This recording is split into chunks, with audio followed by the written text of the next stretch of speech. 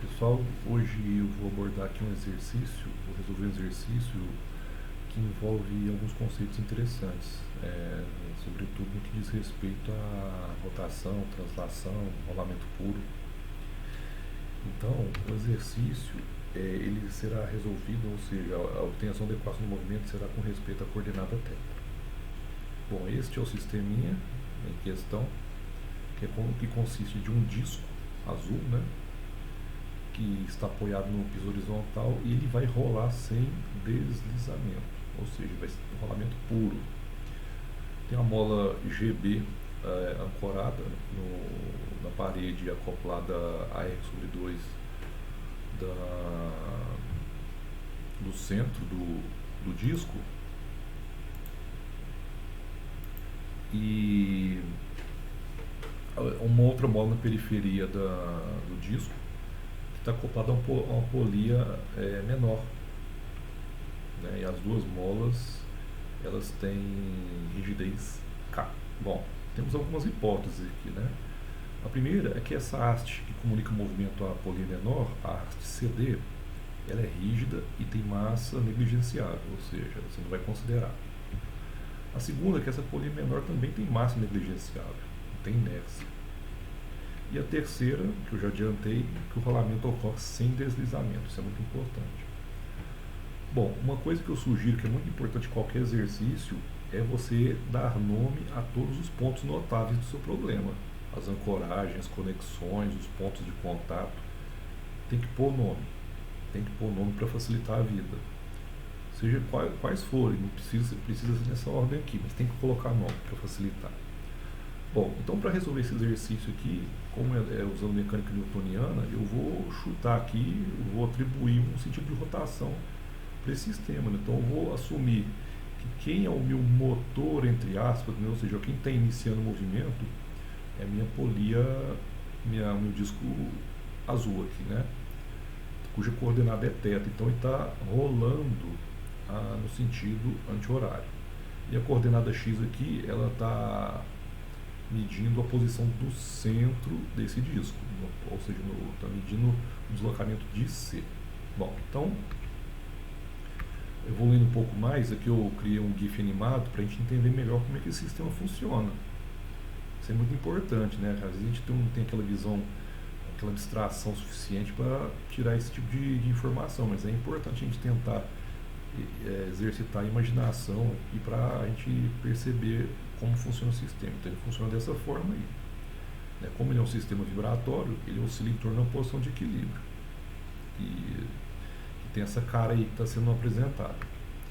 Bom, uma coisa importante é como a gente tem um rolamento, ou seja, a gente tem uma translação e tem uma rotação.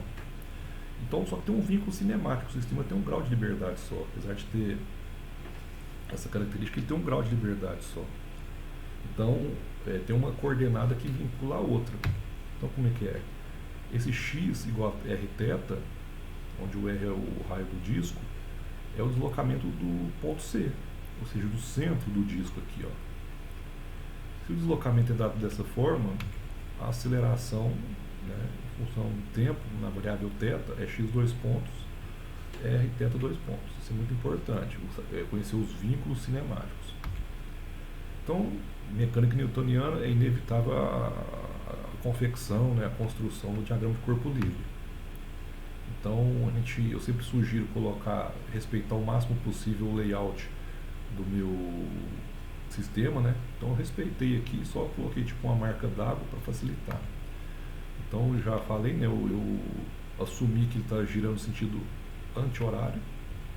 Então vamos às forças que estão atuando, né? Então tem obviamente a força peso do disco, a reação normal que o piso exerce aqui, a força normal que o piso exerce sobre o disco. Como eu estou assumindo que o meu motor é o disco, então, ou seja, ele está gerando o movimento, então ele age sobre o piso e o piso age, né, reage sobre o disco dessa forma aqui. É uma força, um atrito de rolamento, viu gente? Não é aquele atrito de deslizamento, que é níveis, é normal, não. Que é rolamento. Força de atrito de rolamento não trabalha, porque o deslocamento do ponto de contato é nulo. Então, a todo instante tem um ponto de contato diferente. Isso é importante, é um conceito que vem lá da mecânica básica, física básica. Bom, como eu tenho a mola acoplada aqui, eu sempre gosto de colocar que a força elástica é a produto da rigidez pela deformação da mola. Então, coloquei aqui, ó, K vezes delta BG, que é essa mola BG. Então, eu deixei aqui em função de um delta BG. Depois a gente vai descobrir qual que é essa deformação aí. Aqui atuando no centro do disco, tá uma rigidez por um delta AE, que é a deformação dessa mola que está aqui em cima. Tá? E lá em cima, como a comunicação dessa mola por intermédio dessa polia se dá por essa haste e volta novamente para o disco, então essa força é a mesma. A força é a mesma. É só você perceber que o movimento, como a haste é rígida, se o disco vem para cá, ele empurra a polia aqui para o sentido horário, que comunica o movimento aqui para cima. Então, a deformação dessa mola aqui vai acontecer uma coisa interessante com ela. A gente vai ver aqui. Então, inevitavelmente, para esse caso, para essa foto aqui, né, a minha polia menor, ela gira no sentido horário, inversão de movimento aqui. Então aqui eu vou ter a reação vertical no apoio, porque eu tenho um pivô aqui, né, flutua no espaço, e também uma reação horizontal, que é o que eu posso arbitrar para qualquer lado. O sinal lá na frente que vai me dizer que está certo ou não essa atribuição. Mas vamos adiante. Então, se aqui eu tenho a força K delta AE, inevitavelmente eu tenho que ter a reação aqui nessa polia menor, em D. E como não podia ser diferente, eu vou ter lá em cima também uma reação, porque ela vai comunicar o movimento para cá. Certo? Então, perceba sempre que você tem que imaginar essa foto. Imagina a foto. Certo? Então, vamos descobrir mais algumas coisas aqui, ó. Isso aqui é importante, ó. O X de C, que é o centro do disco, é o mesmo que o X de D, que é esse X de D aqui, ó. X de C é o mesmo X de D. Por quê? Porque a haste é rígida, ó. Então, não tem jeito. Que C andar, D vai andar. Que C deslocar, D vai deslocar. Que é igual, como é uma polia, né? Que é igual ao X de E, esse ponto superior aqui da polia. Tá? E que é igual a X, que é simplesmente o X da coordenada X lá, que a gente viu aqui no vídeo cinemático. Então, sabendo disso, olha que interessante. A gente vai ter um perfil de deslocamento aqui. Se a gente olhar aqui para o disco, tem um perfil de deslocamentos aqui, gente, é conceito que vem lá da cinemática de corpos rígidos, viu? Quem não tiver muita vontade, sugiro que dê uma olhadinha lá. Bom, como é um rolamento puro, o centro instantâneo de rotação é esse carinha aqui, é o F, é o ponto de contato. A cada instante de tempo, esse ponto de contato muda de lugar. Por isso que chama centro instantâneo de rotação. Se você tirar uma foto, imediatamente a configuração aqui é essa. O X de C é o próprio X, que é o X de C é o centro do disco. Lá na ponta, né, na periferia, o X de A ele vai ser o dobro. Por quê? Aqui é a semelhança de triângulo, aqui, ó, tá até descrito aí. Se para R, que é a distância de F para C, eu desloco X, de F para A eu vou deslocar 2x, porque tem 2R, simples. E o raciocínio é análogo para esse ponto B aqui, ó. Como ele está R sobre 2, ele vai ser a metade do deslocamento de X. Isso aqui é importantíssimo, importantíssimo mesmo. Ter noção dessa ocorrência aqui. Bom, então vamos andar. Isso é importante. Bom, então vamos às deformações das molas. Eu coloquei aqui em função de ΔE, ΔBG. Vamos ver quanto que vale cada uma delas. Olha que interessante.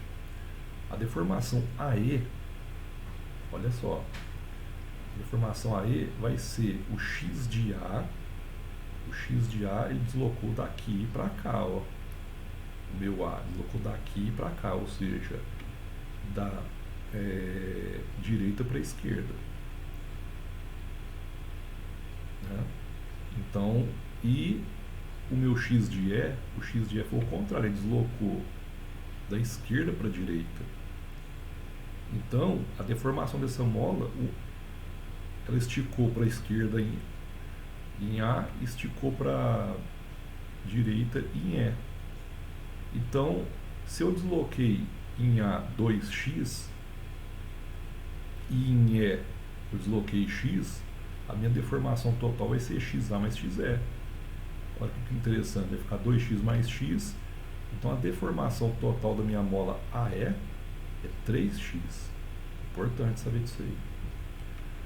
Agora vamos analisar essa molinha aqui, ó. Essa mola aqui é mais simples. Por que é mais simples? Porque uma das extremidades da mola está fixa na parede. Então a deformação da mola vai ser tão somente o deslocamento de B. Olha aqui, delta GB. O delta G vai ser zero. Por quê? Está pregado na parede, né? E o x de B vai ser a metade de x, como aqui está no perfil de deslocamento. Então a gente descobriu a deformação das molas. Está dominado isso aí. Então agora é aplicar a segunda lei de Newton para a rotação instantânea em torno do ponto F. Então vou aplicar a lei de Newton ao meu ponto de rotação, como instantâneo, vai ser em F. Então olha só. Como é que eu postulo a lei de Newton para a rotação? Ela vai ser um somatório de momentos sempre em torno do ponto de giro, que no caso aqui é F, que é igual ao momento de inércia de massa, gente, não confundir de massa com momento de inércia de área, que é lá da resistência dos materiais, tá? Momento de inércia na resistência dos materiais, a unidade no sistema internacional é metro a quarta. Nesse caso aqui para nós, momento de inércia de massa, a unidade no sistema internacional é quilograma vezes metro ao quadrado. Bom, vezes aceleração. No caso da translação, né, massa vezes aceleração. Aqui também só que é uma inércia vezes aceleração angular, que é θ 2 pontos. E olha que interessante isso aqui, gente, coloque sempre isso aqui, ó. Vocês não vão se arrepender. Atribuir a sua referência, o sentido de rotação. No caso que SAH é sistema anti-horário. Então tudo que tiver concordando no sistema anti-horário é positivo, está exposto aqui. Bom, vamos lá. Então olha só. O que eu vou fazer? Ó? Eu vou pegar aqui nesse momento, a força peso vai gerar momento em torno de F? Não. O peso sempre vai estar alinhado com o ponto de contato. O braço de alavanca é zero. A força F aqui de atrito vai gerar momento em relação ao F? Não, está aplicado no próprio ponto de giro. Pelo mesmo motivo, o momento devido à normal também é nulo. Então quem que vai gerar momento aqui são só essas três forças aqui, ó. Essa e essa aqui, essas três. Então olhando aqui para a ponta, para a periferia do disco, no ponto A, eu vou ter menos, por que menos? Olha só para onde está, se a mola esticou, para esse caso aqui, viu gente? No sentido que eu adotei.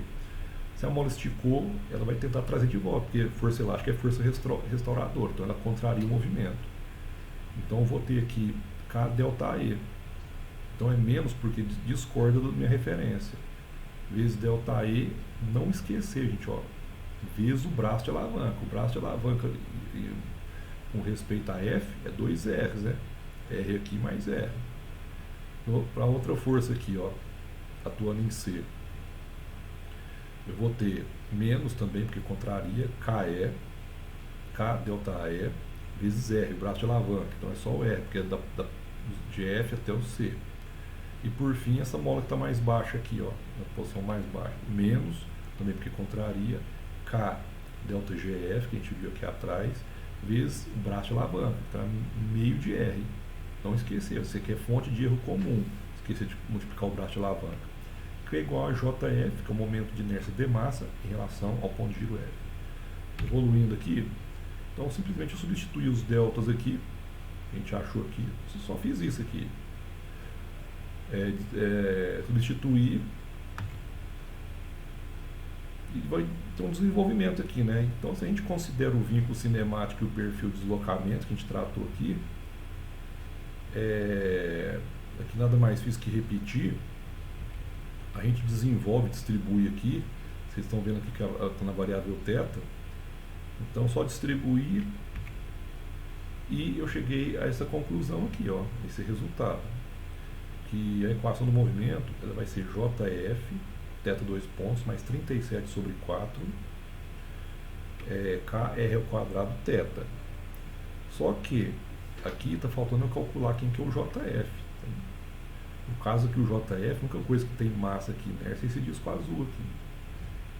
Então o momento de inércia em torno desse ponto é dado por JF como o centro de gravidade, né? No caso, não pode confundir do disco, é o ponto C, e ele está girando instantaneamente em torno de F, a gente tem que usar o teorema dos eixos paralelos, ou também conhecido como teorema de Steiner.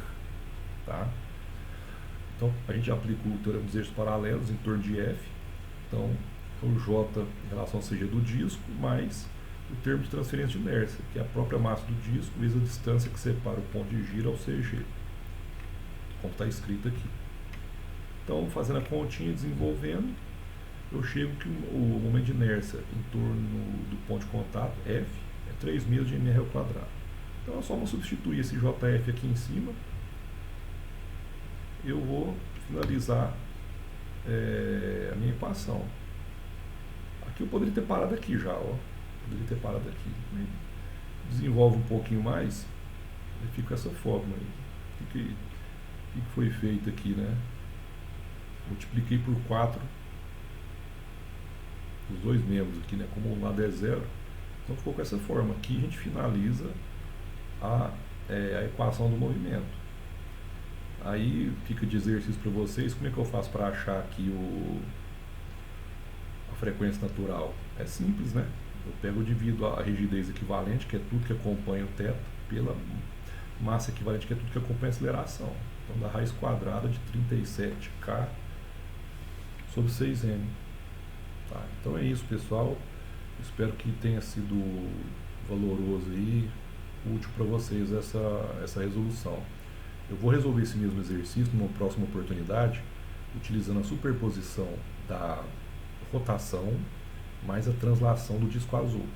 Tá? Então, eu vou resolver esse exercício na próxima oportunidade. Muito obrigado e até lá.